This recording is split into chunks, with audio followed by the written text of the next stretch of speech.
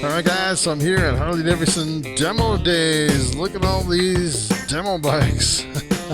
Going through them one at a time.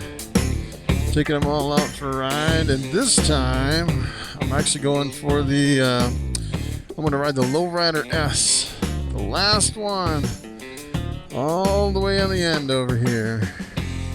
So you kind of see all the other models and compare them. This is the stripped down version of a Harley Davidson. Just a raw bike, Lowrider S. Pretty awesome bike. Interesting color. It's like a really shiny gray. Alright, so first impression, it's in gear. Whoever left it last left it in gear. Alright, so we're going to take it out of gear, put it in neutral. I went right into neutral. It's super easy, which is nice. Sometimes they're hard to get out of neutral. I got your standard Harley Davidson mirrors. Alright, so we turn it on. We turn the ignition on here. Got some fancy lights popping up. Pulling the clutch. Wow, the clutch is one of the toughest clutches. That's a pretty tough clutch right there. And then you start it right here. And I put the hazards on. I guess the top button is the hazards, the bottom is the start. Right? Alright, we'll let the clutch is it's interesting. It's a really tough clutch on that one. Alright, so not a lot of vibration, hardly at all. It's really smooth. You know, some of the Harleys are have a lot more vibration. The seat's really comfortable. All right, so let's put it into gear. Look, I have my knees way up here. That's kind of interesting too, that you have your knees way up here. All right, so it's interesting. It has the MSRP on here. The gunship gray for $18,799. I didn't even notice that. I should start looking at the price on the bike instead of looking it up online. All right, so I always like to look at the distance you move out the clutch before it starts grabbing. It seems like on most of your Harleys, it's about one finger. It's about an inch before it starts grabbing the clutch. All right. So I think we're clear. This is solo rides, no group rides today. So, all right, let's take it out. Let's see what we can see here. The back brakes are pretty bad. You have to really get on the back brakes. All right, your blinkers, Stanley Harley Davidson blinkers. All right, yeah, you really got to push on that back brake to get it to stop. It's funny, some of them have really good back brakes, and some of them... yeah, you really have to pick your feet up to get on these pegs too. It's interesting. An interesting stance on this one.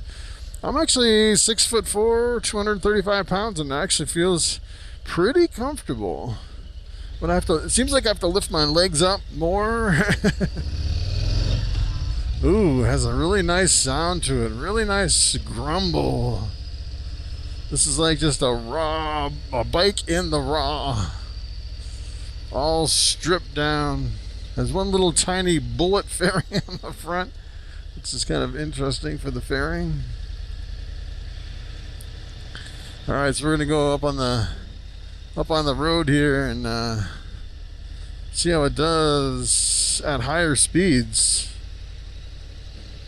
So it seems pretty nimble, actually, not too bad.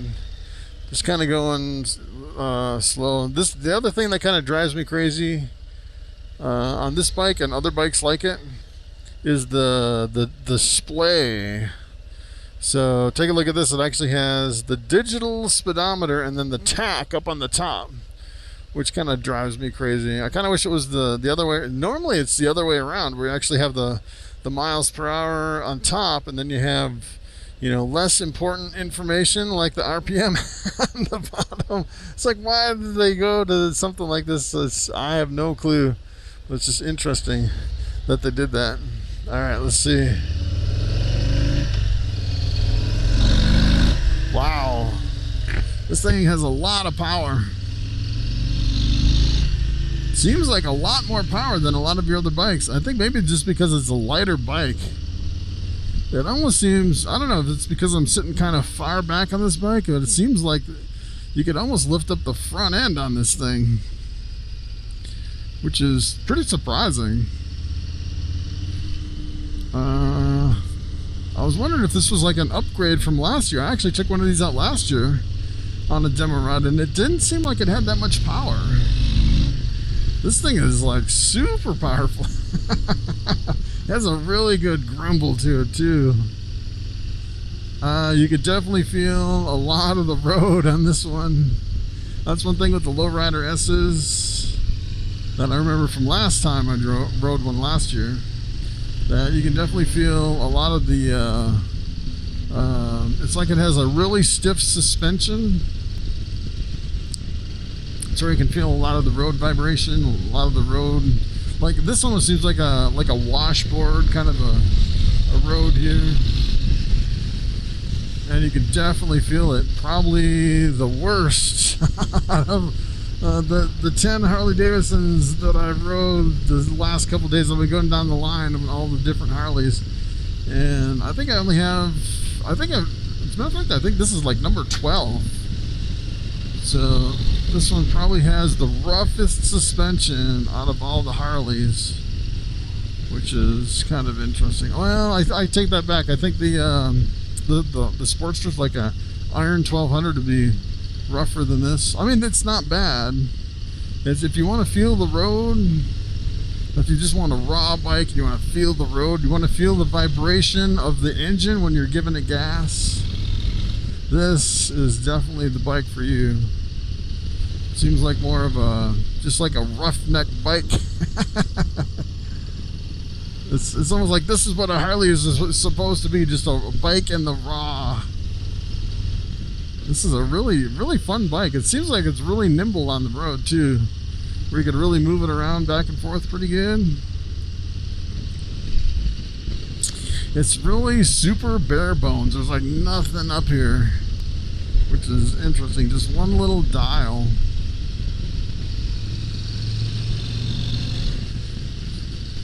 I'm actually surprised at how much power this thing has. It's super fun. The only thing I feel like for me being so tall, 6'4", I feel like the pegs are, you know, these are like mid controls. I'm always more comfortable with forward controls on the, especially like, as a matter of fact, I think the one I rode last year had forward controls. It was a lot more comfortable for me, because I could kind of stretch my legs forward instead of being kind of confined. One thing about this bike though is it has the foot pegs instead of the floorboards, which I really love. I love the foot pegs because just my ankles kind of get fatigued, and I like to like put my feet, you know, forward and stretch out my ankles and then put them back, kind of rock them back and forth a little bit. And you can't really do that with your floorboards. And also I found with the floorboards, it seems like a lot of the floorboards bring your legs up too far to where it's almost uncomfortable with some of your floorboards. Let's see, slow speed stability, pretty good, pretty good. Not quite as stable as like a Fat Boy, but still pretty stable. I'd say one of the more stable ones. Like super slow speed, like 2 miles an hour, where you're almost ready to fall over. Like some of the big bikes with the big fairing, they're really kind of unstable when you get that slow.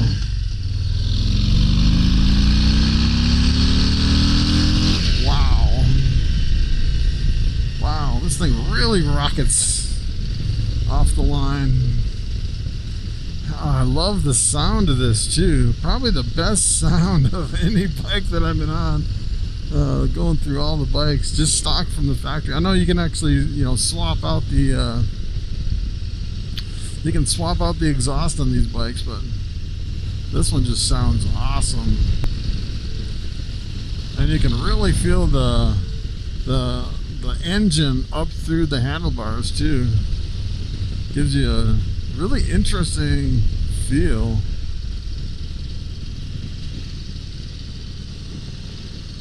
This is a really fun bike.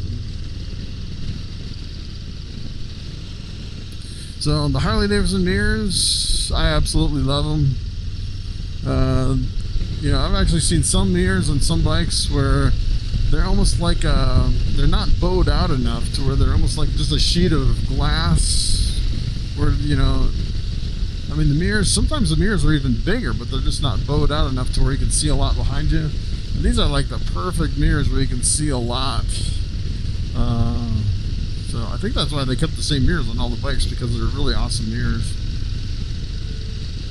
I think my least favorite mirrors are on BMWs. It's a good size mirror, but they just don't have the, they're just not bowed out enough to where you can see a lot behind you. Yeah, this is a really fun bike. Lots of power.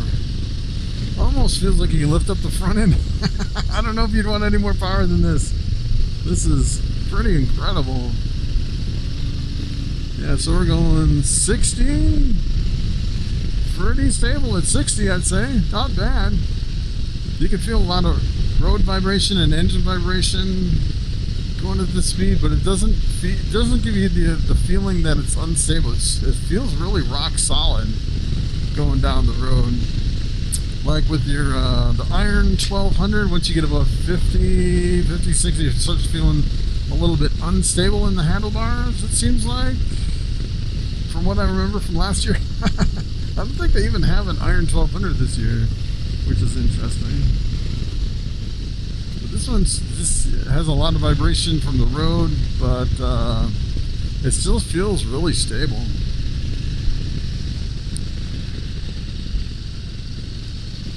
Maybe a little bit of buzziness in the handlebars, which is kind of unusual for a Harley Davidson, I'd say. Probably the worst buzziness that I've ever felt in any handlebars is the Africa Twin. My, that thing was ridiculous. You get going, you know, down the highway, and it seems like it almost seems like you have two vibrators in your hands.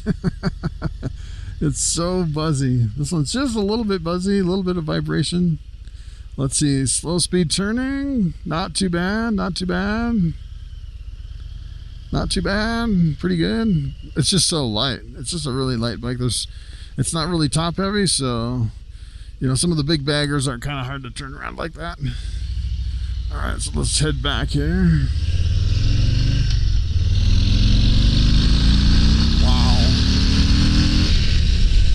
Wow, you can get up to 60 miles per hour in second gear. That's incredible. That's pretty amazing. You know, some bikes you have to be in like fourth or fifth to get up that fast. It's like you're shifting and shifting and shifting. It's like the Pan America was like that, where you had to shift a lot to get up to go. I mean, it was really powerful, and you could almost do wheelies in every gear, but you just had to do a lot of shifting. Where something like this, it's just, as a matter of fact, I barely even started out in first gear and just kind of jumped into second. So I wasn't going very fast in second, and then brought me all the way up to 60 miles per hour, which is really nice, because then you don't spend all your time shifting. So it's kind of the advantage of something like this. All right, so I'm going to actually shift. There's a gear indicator, which is nice. Sixth gear, I'm going 60. I'm about 2,160 RPM. So kind of give you an idea. Yeah, you could easily do some highway riding with this, no problem at all. You could probably go 80 and you'd still be within the range of an acceptable RPM. You're not really winding it out. On some bikes you kind of have to watch that, because sometimes you'll, you know, completely wind it out going down the road. They're kind of meant for different gears, you know, like especially your sport bikes, you're pretty much always wound out. I drove some of those, like a BMW 1000 RR. And that thing was like, I mean, really, to ride it, you'd have to be in like high RPM the whole time, because you'd be going like 40 miles per hour in top gear at 2,000 RPM. But it's a completely different bike for a different purpose. This is definitely, on some of these smaller bikes, you kind of have to watch too on the RPM on top gear, because you always wonder if you can actually take them on the highway for long distances, if you're going to wind them on or not. So this one seems like it's really good. Around the corner, it seems really stable. It's just a really rough suspension. Really rough. You can definitely feel I think the problem is we kind of have like a washboard road right through here, and you can definitely feel it coming up through the whole suspension on this one. So, as far as the wind deflection, it almost seems like I'm in full wind, just a little bit, kind of blocking right from my face right here, but it's not choppy. It's pretty smooth wind. So no buffeting or anything like that, which is nice. Sometimes you get on some of those dressers and the buffeting will be so bad. It's like it like affects your vision. It's pretty bad. So the front brakes on this are pretty good.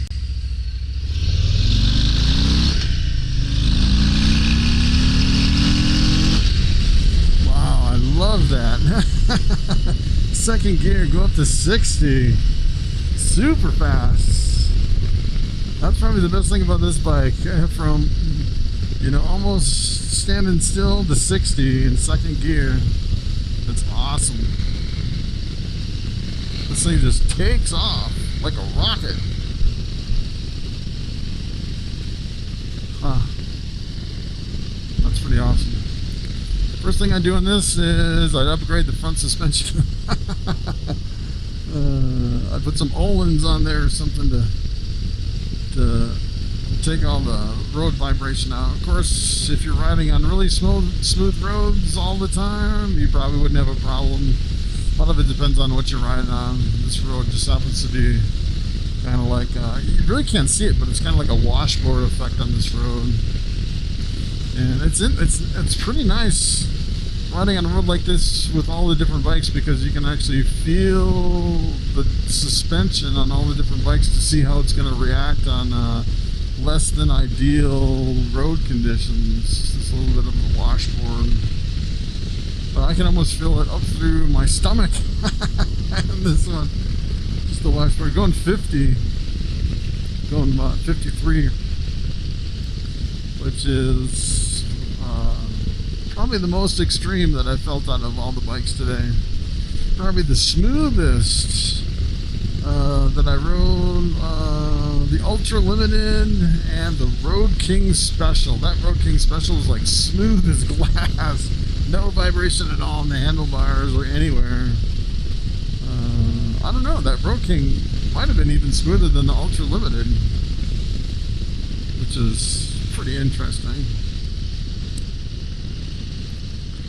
So let's see, what else can I tell you about this bike? The seat, after riding for about 20 minutes, I think the seat would be better if I could lower my I feel like I'm kind of scrunched with these really high foot pegs. I would definitely change this to forward controls. I think it'd be perfect with forward controls. I feel like I'm really stretched out on the top of my body, but my legs are kind of scrunched just because of it seems like the pegs are just a little bit too high. Seems really stable going around the corners. A little less stable than some, I think, just because of the suspension, and a lot of your stability around the corners really depends on the quality of your suspension.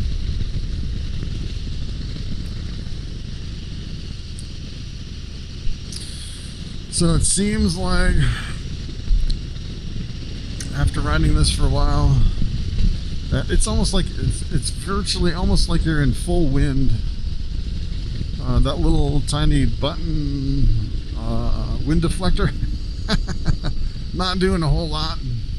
Maybe to my chest and my face just a little bit, kind of take the pressure off, but it still feels like you're in full wind, which is really nice. It's a nice effect because it's a little bit easier. It's not so fatiguing, but you're still getting a lot of the full wind, which is nice. So yeah, this is a really fun bike. I would definitely put forward controls on it. Other than that, I'd probably do forward controls and upgrade the front suspension.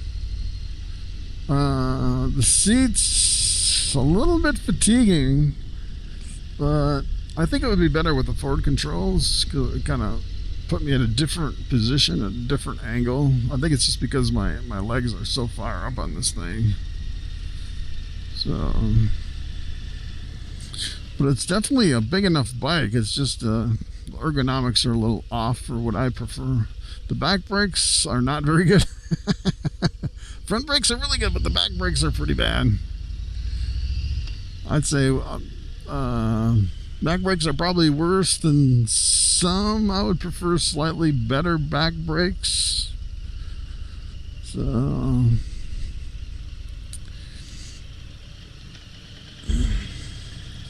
we're headed back, following the red arrows to the Harley Davidson demo days. They have 17 bikes today. I'll be going through all of them. This is a pretty nice bike. Would I buy this bike? Yes. With some modifications, I would definitely be happy with this bike. I would change the forward controls and I would do the front suspension. Other than that, pretty nice bike. Pretty surprised. The power was actually surprising on this. How much power it had and how fast it was from in second gear. Second gear is awesome. All right, so let's see how easy it is to shift into neutral. Easy. One click, easy peasy. Some of these bikes, it's taken me like 5 times to get into neutral. The last one, I think it took me 3 times. On the Pan America, it took me 3 times to get into neutral. This one is like easy, just pop right into neutral. All right, the other thing I'd probably do on this bike, upgrade the exhaust to make it sound a little bit more aggressive. It had a really good sound to it, just stock from the factory. Probably the best sound and the best power. Kind of a average size front tire, so it's a good front tire. You know, some of the fat ones it's a little bit harder to turn. Some of the skinnier ones are a little bit sketchy on the road sometimes. That's a pretty nice bike right there. I love the color scheme on this. All right, so there you have it. That is the 2022 Harley Davidson Lowrider S. All right, so that's pretty much it. Thanks for coming along, and I will see you next time.